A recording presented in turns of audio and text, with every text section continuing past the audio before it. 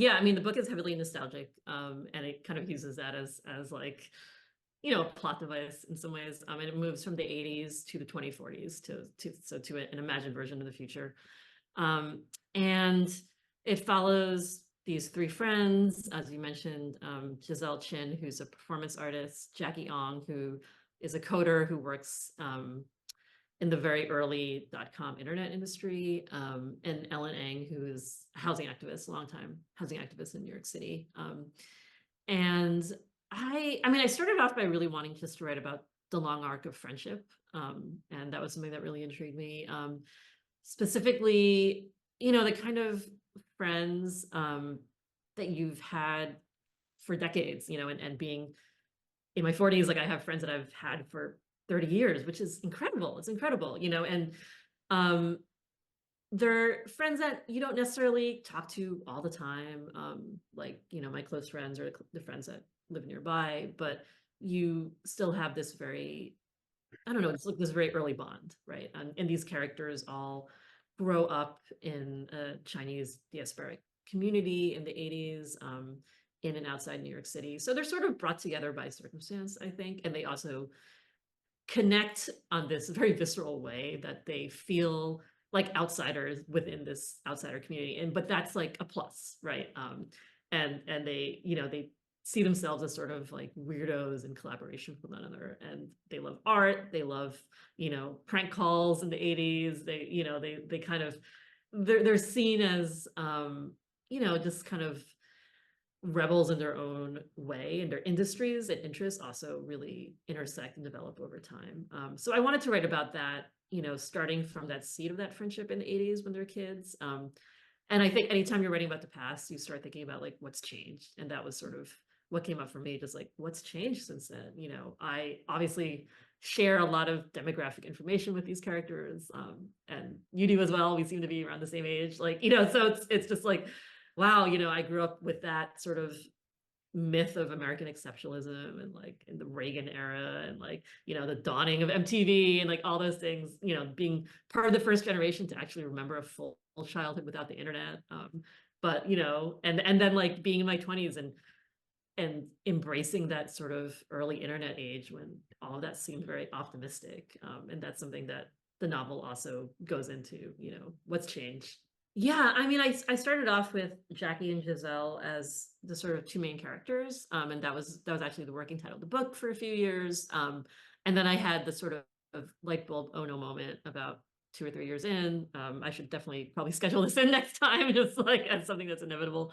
But I realized that Ellen was the third main character and maybe even sort of the protagonist of the book. She was like a friend who was integral to both Jackie and Giselle's storylines.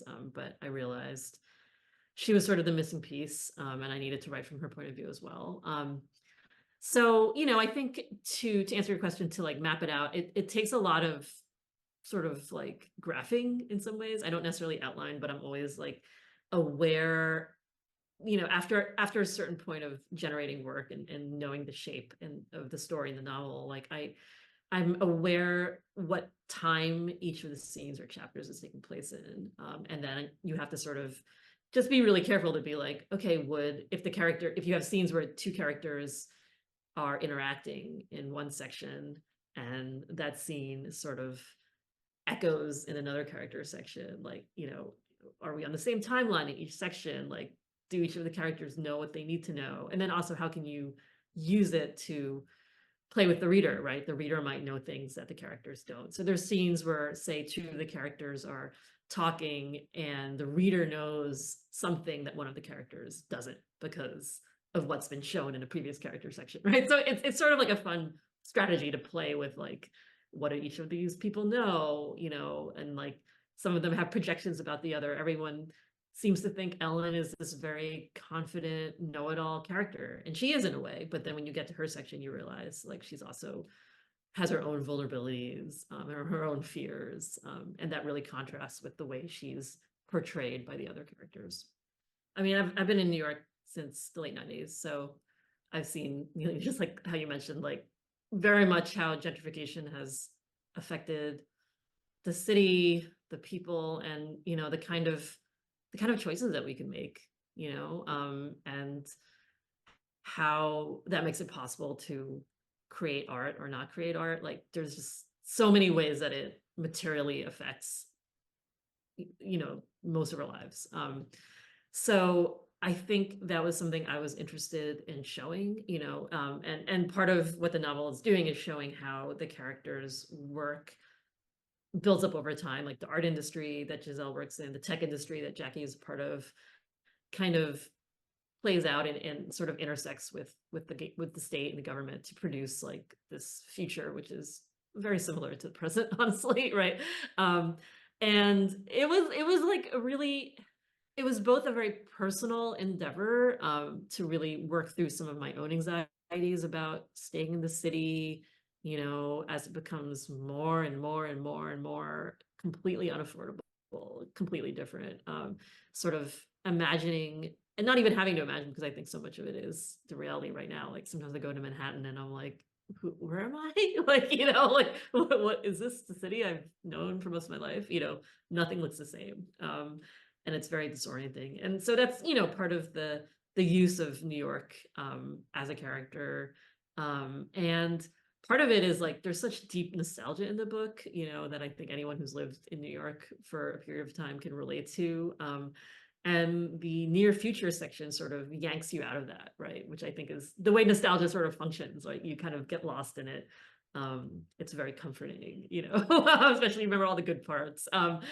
And then you kind of wake up and you're like a stranger in the city you've called home for most of your life. And that's something that Ellen kind of realizes, you know, when she's in her 70s in the future part of the novel. I wanted to write a near future that felt like a near future, but was also very much now, So the future chapters take place in 2041, which is actually, I mean, to me, it sounds very sci-fi, but it's actually only 17 years away. It's the same amount of time between now and 2007. So, it's very not far. And I think, it's something that I think back on a lot is how the author Samuel Delany talks about science fiction being not about the future, but really about the present. It's about it's a way to construct a dialogue to contest or to see possibilities about the present. And I think that's what this feature and memory piece is really doing, because it's sort of taking a lot of what is already very, very present in New York City from rampant surveillance going on. Like we have drones, NYPD drones, checkpoints in the subway.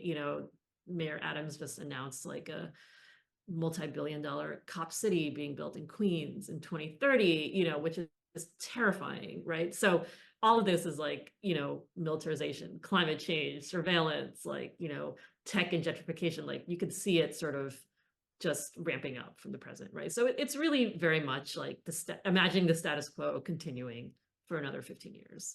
What would that look like? And also using that as a way to sort of be in dialogue with what's going on right now. If like writing and reading that future section makes us feel anxious and scared, what does that say about the world we're living in now and what we can do to contest it?